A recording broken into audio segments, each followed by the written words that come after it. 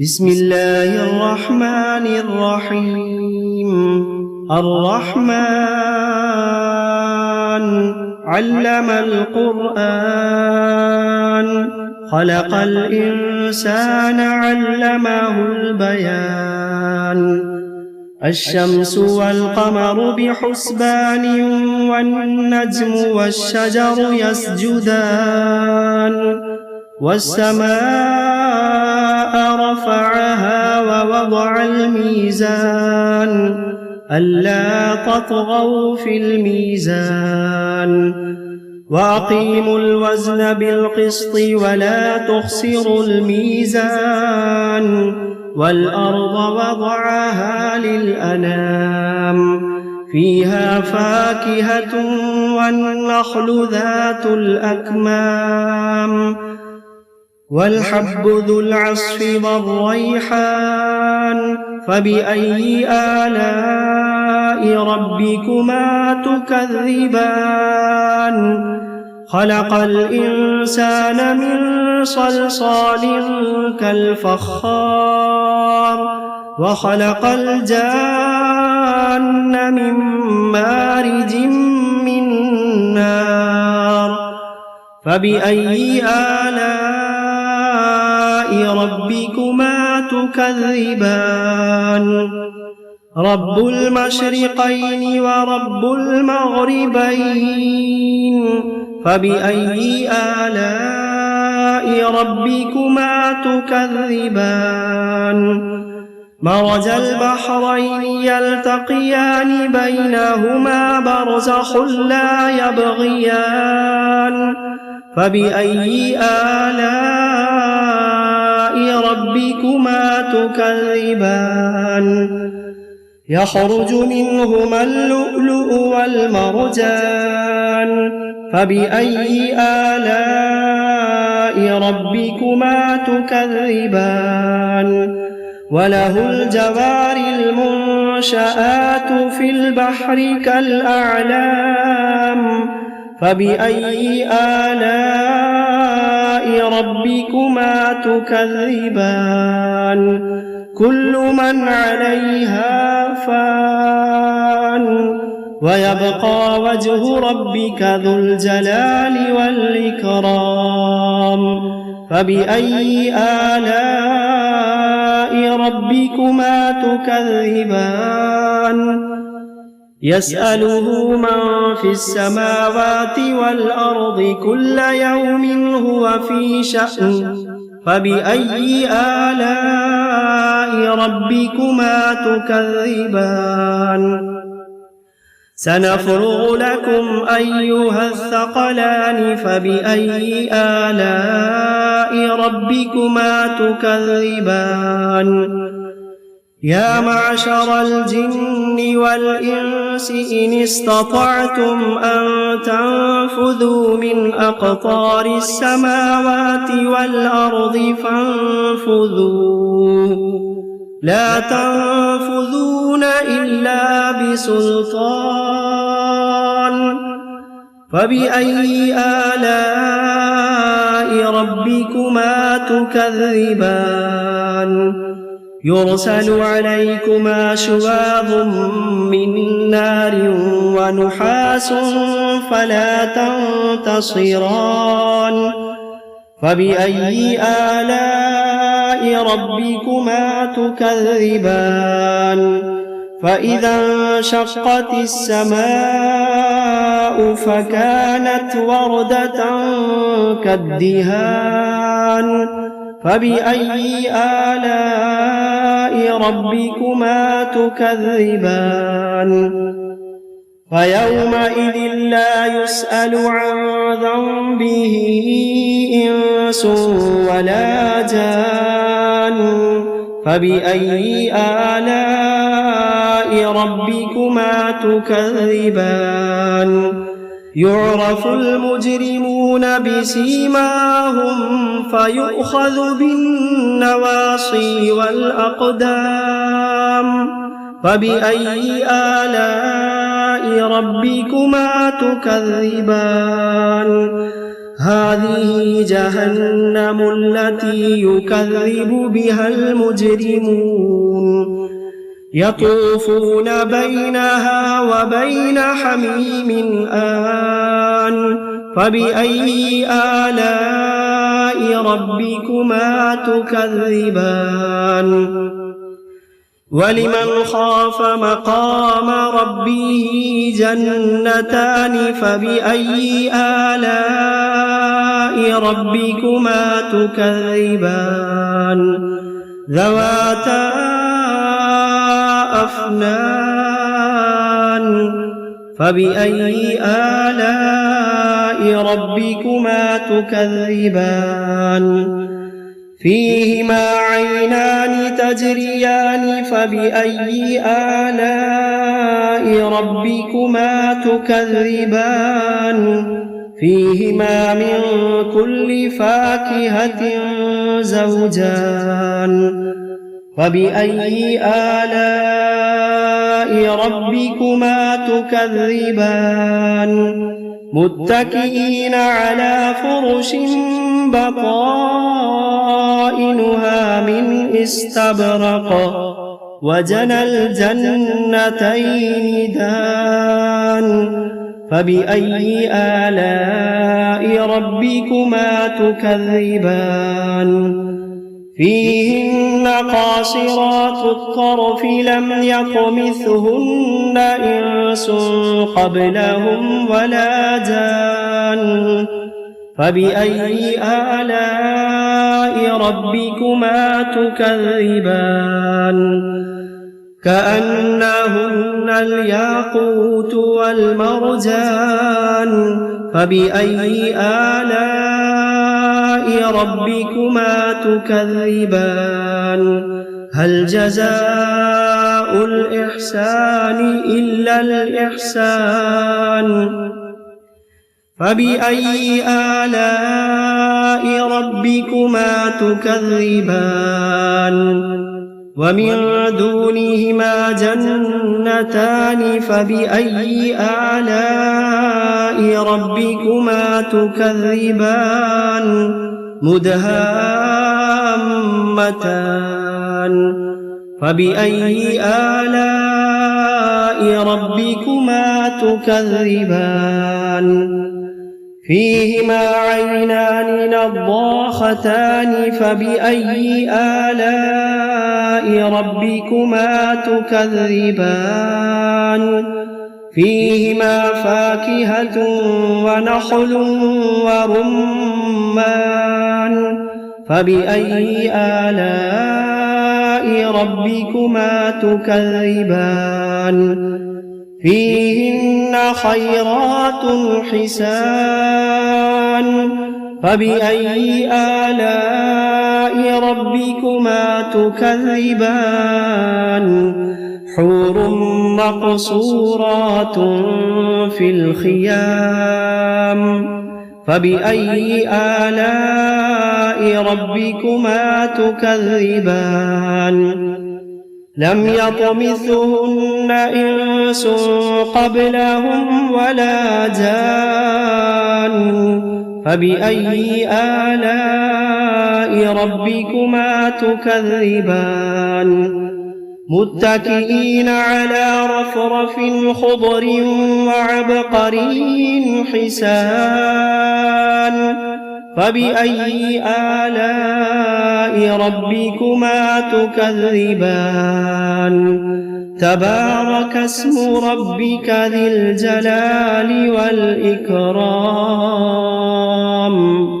بسم الله الرحمن الرحيم تبارك الذي بيده الملك وهو على كل شيء قدير الذي خلق الموت والحياة ليبلوكم أيكم أحسن عملا وهو العزيز الغفور الذي خلق 7 سماوات طباقا ما ترى في خلق الرحمن من تفاوت فارجع البصر هل ترى من فطور ثم ارجع البصر كرتين ينقلب إليك البصر خاسئا وهو حسير ولقد زينا السماء الدنيا بمصابيح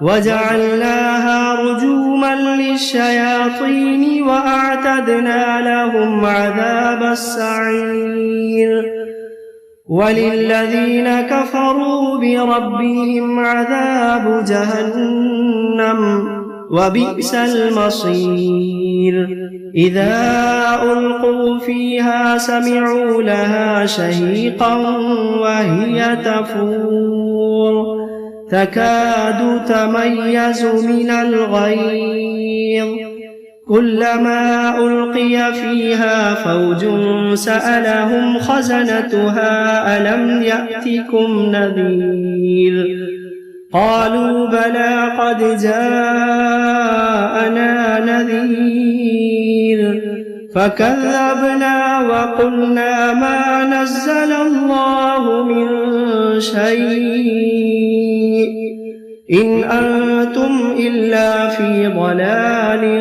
كبير وقالوا لو كنا نسمع أو نعقل ما كنا في أصحاب السعير فاعترفوا بذنبهم فسحقا لأصحاب السعير إن الذين يخشون ربهم بالغيب لهم مغفرة وأجر كبير وأسروا قولكم أو اجهروا به إنه عليم بذات الصدور ألا يعلم من خلق وهو اللطيف الخبير ألا يعلم من خلق وهو اللطيف الخبير هو الذي جعل لكم الأرض ذلولا فامشوا في مناكبها وكلوا من رزقه وإليه النشور أأمنتم من في السماء أن يخسف بكم الأرض فإذا هي تمور أم أمنتم من في السماء أن يرسل عليكم حاصبا فستعلمون كيف نذير ولقد كذب الذين من قبلهم فكيف كان نكير أولم يروا إلى الطير فوقهم صافات ويقبضن ما يمسكوهن إلا الرحمن إنه بكل شيء بصير أمن هذا الذي هو جند لكم ينصركم من دون الرحمن إن الكافرون إلا في غرور أمن هذا الذي يرزقكم إن أمسك رزقه بل لجوا في عتب ونفور أفمن يمشي مكبا على وجهه أهدى أمن يمشي سويا على صراط مستقيم قل هو الذي أنشأكم وجعل لكم السمع والأبصار والأفئدة قليلا ما تشكرون قل هو الذي ذرأكم في الأرض وإليه تحشرون ويقولون متى هذا الوعد إن كنتم صادقين قل إنما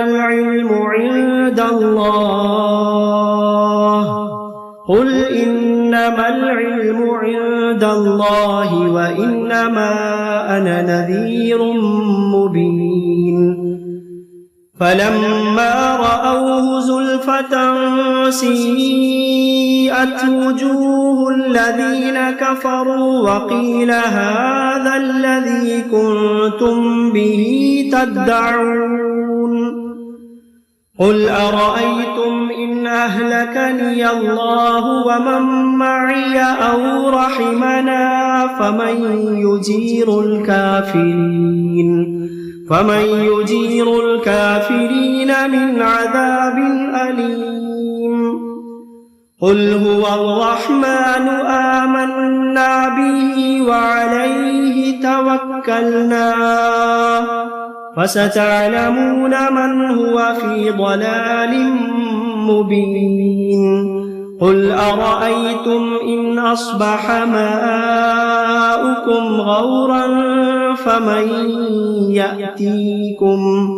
فمن يأتيكم بماء معين بسم الله الرحمن الرحيم قل أوحي إلي أنه استمع نفر من الجن فقالوا إنا سمعنا قرآنا عجبا يهدي إلى الرشد فآمنا به ولن نشرك بربنا أحدا وأنه تعالى جد ربنا ما اتخذ صاحبة ولا ولدا وأنه كان يقول سفيهنا على الله شططا وأنا ظننا أن لن تقول الإنس والجن على الله كذبا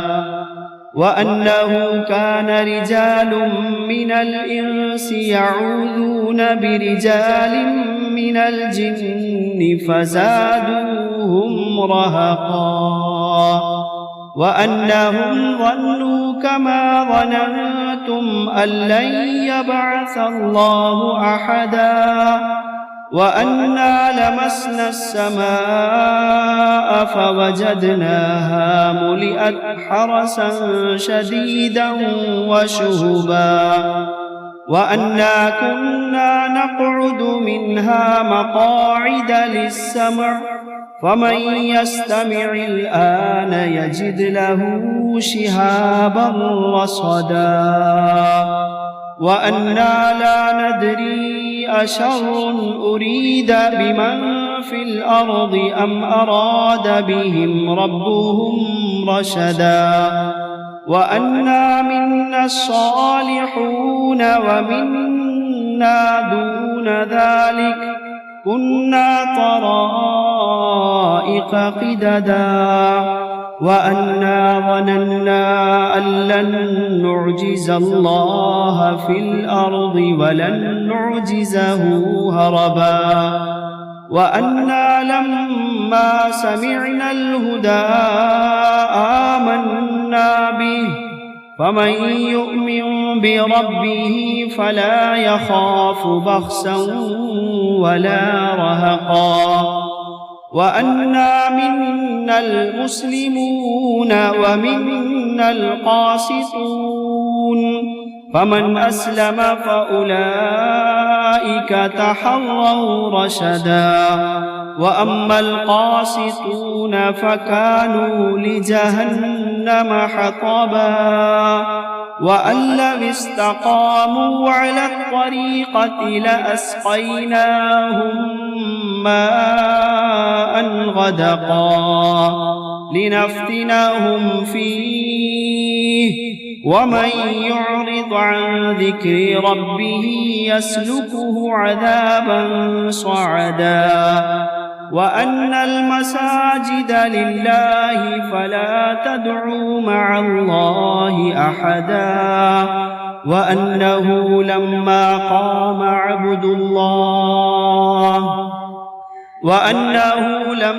قام عبد الله يدعوه كادوا يكونون عليه لبدا.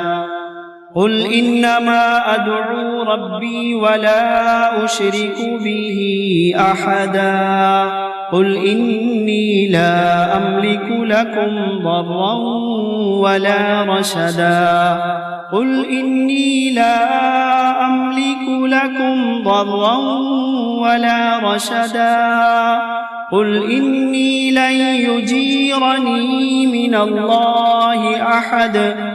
قل إني لن يجيرني من الله أحد ولن أجد من دونه ملتحدا إلا بلاغا من الله ورسالاته ومن يعص الله ورسوله فإن له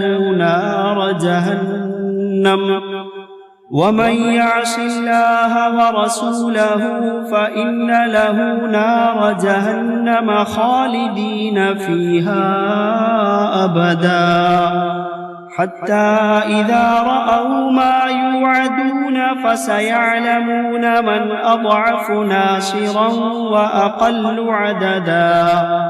قل إن أدري أقريب ما توعدون أم يجعل له ربي أمدا. عالم الغيب فلا يظهر على غيبه أحدا إلا من ارتضى من رسول فإنه يسلك من بين يديه ومن خلفه رصدا ليعلم أن قد أبلغوا رسالات ربهم وأحاط بما لديهم وأحصى كل شيء عددا.